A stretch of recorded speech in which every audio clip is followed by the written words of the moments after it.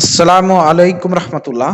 প্রিয় দর্শক, চরমোনাই তলে তলে বিএনপির সঙ্গে অলরেডি সমঝোতা করে ফেলেছে এবং চরমোনাইতে অনেকেই তো মুরিদ হচ্ছেন, কিন্তু চরমোনাই মুরিদ হয়েছে তারেক রহমানের কাছে, বিএনপির কাছে, এবং তারেক রহমানকে এখন চরমোনাই পীর মনে করে। প্রিয় দর্শক, আপনারা আশ্চর্য হবেন যে এখন এই যে নির্বাচনের পরে কিন্তু ওই জামাত জোট থেকে বের হয়ে যাওয়ার পর থেকে কিন্তু চরমোনাই রাজনীতি কিন্তু অলরেডি শেষ এবং রাজনীতিতে তারা মাঠে মারা গিয়েছে। এখন তারা যে বক্তব্যগুলো দিচ্ছে বিএনপির বিরুদ্ধে হালকা হালকা একটু একটু, কিন্তু তারা কিন্তু জুলাইতে খুব অংশগ্রহণ করেছিল এবং চরমোনাই পীর সাহেব নিজে তিনি জুলাইতে কিন্তু তিনি আন্দোলন করেছেন, সংগ্রাম করেছেন। অথচ এই জুলাই সনদ বাস্তবায়নের জন্য তাদের কোনো ভূমিকা নাই, কোনো ভূমিকা নাই। তারা বিএনপির সঙ্গে তলে তলে আপোষ করেছে, সমঝোতা করেছে, তার প্রমাণ আছে, অসংখ্য প্রমাণ আছে, যেগুলো এক্সাম্পল দিলে আপনারা বুঝতে পারবেন, উদাহরণ দিলে বুঝতে পারবেন। এই বিষয়ে খুবই চমৎকার একটি আলোচনা করেছেন আমাদের সবার প্রিয় online activist Sulaiman analysis sir. প্রিয় দর্শক, তার বক্তব্যটি চলেন দেখে আসি, তাহলে বুঝতে পারবেন কিভাবে চরমোনাই পীর সাহেবরা তলে তলে বিএনপির সঙ্গে সমঝোতা করে চরমোনাইকে তারেক রহমানের কাছে বায়াত গ্রহণ করেছে। চরমোনাই যে পর্দার অন্তরালে বিএনপির সাথে সমঝোতা করেছে তার প্রমাণ এখন দিব।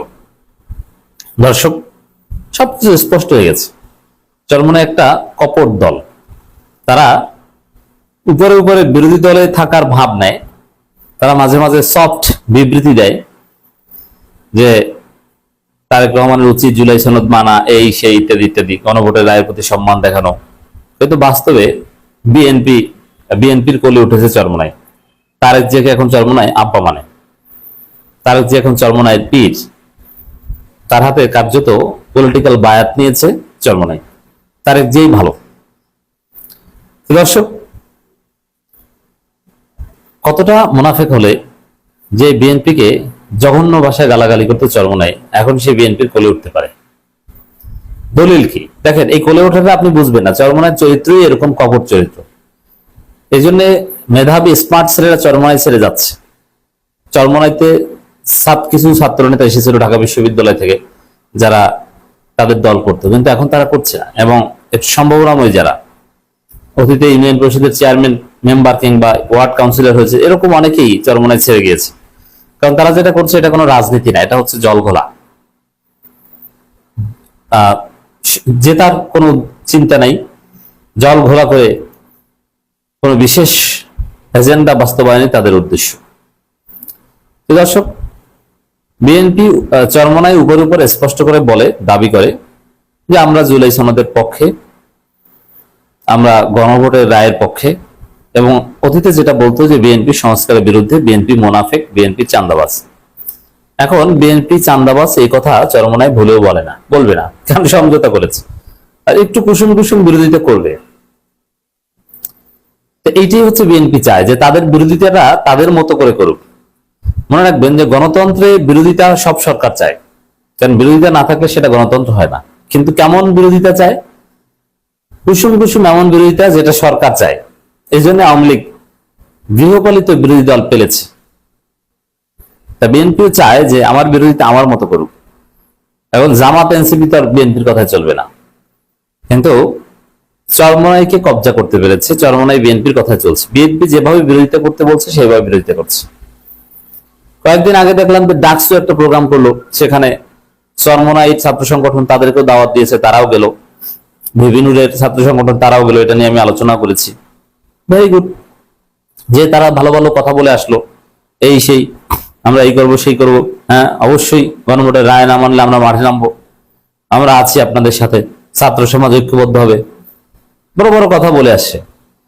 ডাকসুর উদ্যোগে যে প্রোগ্রাম হয়েছে সংস্কার এবং গণভোট নিয়ে আলোচনায়, সেখানে চরমোনাই এবং জামাত শিবির এদের মধ্যে কোনো পার্থক্য ছিল না, তারা সেম কথা বলছে। এখন উপরে উপরে চরমোনাই যে কথা বলে, তাতে সংস্কার প্রশ্নে জামাত চরমোনাই একই পয়েন্টে, আর বিএনপি হচ্ছে বিপরীত পয়েন্টে। কিন্তু আমরা কি দেখতে পাচ্ছি? কথা বলার সময় আছে, কিন্তু যখন শিবির বলল সমস্ত ছাত্র সংগঠনকে, আসেন আমরা সবাই মিলে একটা বিবৃতি দিই যে গণভোটের রায়ের প্রতিফলন চাই এবং তার ভিত্তিতে পূর্ণাঙ্গ জুলাই সনদের বাস্তবায়ন চাই, এটা কার্যকর হোক, আমরা একটা বিবৃতি দিই।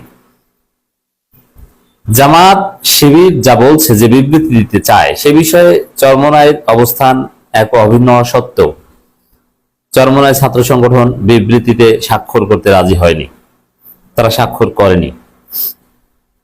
এটি হচ্ছে আসল প্রমাণ যে উপরে উপরে চরমোনাই বলবে যে আমরা বিএনপির বিরুদ্ধে, আমরা জুলাই সনদ চাই, আমরা গণভোটের রায় বাস্তবায়ন চাই, কিন্তু তারা জামাতের সাথে মিশবে না বা এমন কোনো কাজ করবে না যাতে বিএনপি বিরোধী শক্তি শক্তিশালী হয়। আওয়ামী লীগ আমলে যেটা, আওয়ামী লীগের বিরোধিতা করতো সব ঠিক আছে, আওয়ামী লীগের বিরুদ্ধে অনেক কিছু বলতো, কিন্তু বিএনপি জামাতের সাথে কখনো মিশতো না। কারণ কি, এমন ভাবে চরমোনাই বিরোধিতা করবে যেন বিরোধিতাও হয়, আবার এই বিরোধিতার কারণে আওয়ামী লীগের কোনো ক্ষতিও না হয়।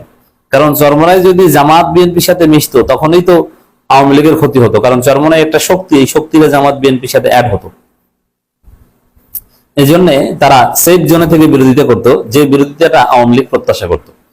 এখন আওয়ামী লীগ নেই, এখন আছে বিএনপি, সেম কাজ, বিএনপির বিরুদ্ধে বলবে কিন্তু জামাত জোটের সাথে মিশবে না, যাতে জামাত জোট শক্তিশালী না হয়, বিএনপির উপর চরমোনাইয়ের প্রেশারটা না পড়ে। চরমোনাই আলাদা বললে ওটা কোনো প্রেশার না, আর নিজেরা নিজেরা বললে তো কোনো সমস্যা নেই। তো দর্শক, এটি হচ্ছে প্রমাণ যে পর্দার অন্তরালে সমঝোতা হয়েছে, যে আমরা তোমরা একই, আমরা সবসময় ক্ষমতাসীনদের চাটি, এটাই আমাদের রাজনীতি, এর বাইরে আমাদের কোনো অবস্থান নেই। জামাত ক্ষমতায় থাকলে এখন আমরা জামাতকে চাটতাম, এখন তোমরা ক্ষমতায় এসেছো, এখন তোমাদের চাটবো বাবা, কিন্তু আমরা কিন্তু একটু কুসুম কুসুম বিরোধিতা করবো, আর বিএনপি বলে হ্যাঁ বিরোধিতা আমাদের মতো করে করবা। এই হচ্ছে রাজনীতির সর্বশেষ হিসাব। যদি সত্যিকার অর্থে চরমোনাইয়ের রাজনীতির স্বচ্ছতা থাকতো, তারা জুলাই সনদ চাইতো, গণভোটের রায়ের প্রতিফলন চাইতো এবং বিএনপির সাথে কোনো ধান্দা না থাকতো, তাহলে শিবিরের সাথে এই যৌথ বিবৃতিতে চরমোনাই ছাত্র সংগঠন সাইন করত। এইটা না করার মাধ্যমে ওই আওয়ামী আমলে যেরকম আওয়ামী লীগের বিরোধিতা করবে, আবার বিএনপি জামাতের সাথে কখনো মিশবে না, এটি হচ্ছে স্ট্র্যাটেজি। এখন সেই সম্মিলিত 14 ছাত্র সংগঠনের বিবৃতি, গণভোটের প্রতিফলিত জনরায় বাস্তবায়ন ও জুলাই সনদের পূর্ণাঙ্গ কার্যকরের দাবি, এবং এই কার্যকরের দাবিতে 14 ছাত্র সংগঠন বিবৃতি দিয়েছে। এই 14 ছাত্র সংগঠনের মধ্যে চরমোনাই ছাত্র সংগঠন, ইসলামী ছাত্র আন্দোলন নেই। হ্যাঁ, যদি সত্যিকার অর্থে চরমোনাই ছাত্র সংগঠন থাকতে পারতো, বিভিন্ন দল, গণ অধিকার পরিষদ থাকতে পারতো, ছাত্র অধিকার পরিষদ, ভালো হতো, কিন্তু তারা নাই। এখানে একটা বিষয় দেখেন যে গণ অধিকার পরিষদ কিন্তু মারা গেছে, গণ অধিকার পরিষদ নাই। এখন যেটা দেখেন, এটা মৃত লাশ, এটার কোনো কার্যকারিতা নাই, এটা বিএনপির পার্ট, অতএব তরুণ প্রজন্মের মধ্যে বা আলাদা তাদের কোনো রাজনীতি নেই।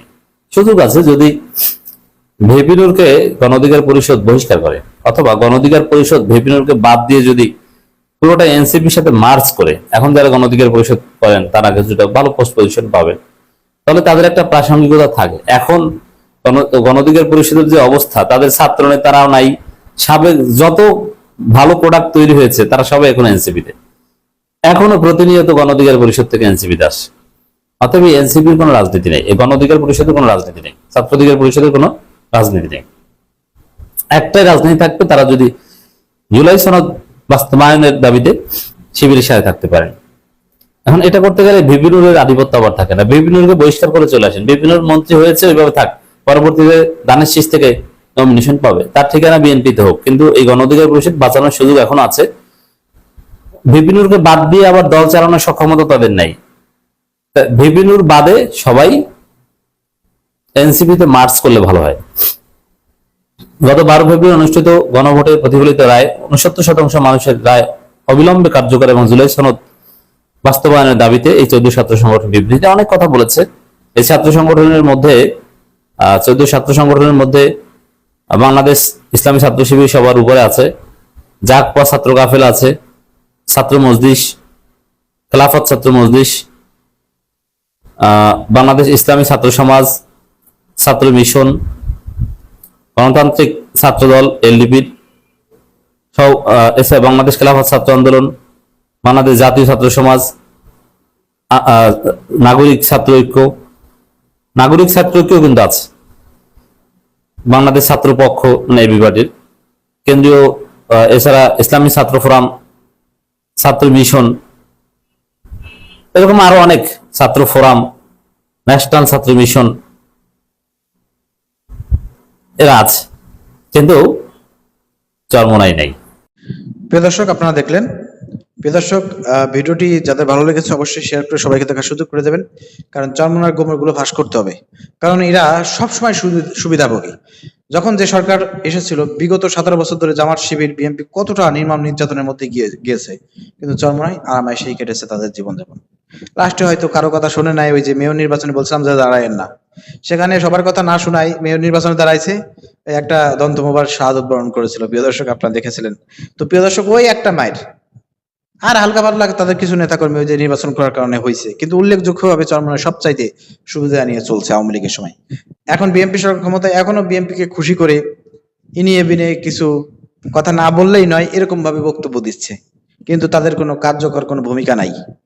11 দল যেভাবে জুলাই সনদ বাস্তবায়ন, গণভোট বাস্তবায়নের পক্ষে কাজ করতেছে, সেভাবে কিন্তু তাদের কোনো ভূমিকা নাই। তারা বিএনপি কে সাপোর্ট দিচ্ছে তলে তলে। এবং আপনারা কয়েকদিন আগে দেখেছেন প্রিয় দর্শক, যে চরমোনাইয়ের মাহফিলে গিয়েছিল আপনার প্রধানমন্ত্রী তারেক রহমানের লোক গিয়েছিল তারেক রহমানের পক্ষ থেকে। তো এইভাবেই তাদের মধ্যে একটা দরন মরণ সম্পর্ক হচ্ছে এবং বিএনপির সমস্ত রকমের কার্যক্রমকে তারা বৈধতা দেওয়ার চেষ্টা করতেছে। তো দেশবাসীকে আমরা জানাই রাখলাম, আপনারা সজাগ দৃষ্টি রাখেন এবং চরমোনাইয়ের এই ধোঁকাবাজি থেকে, ভণ্ডামি থেকে আপনারা ফিরে আসুন, এই আহ্বান জানাবো। প্রিয় দর্শক, ভিডিও শেয়ার করে সবাইকে দেখার সুযোগ করে দিন।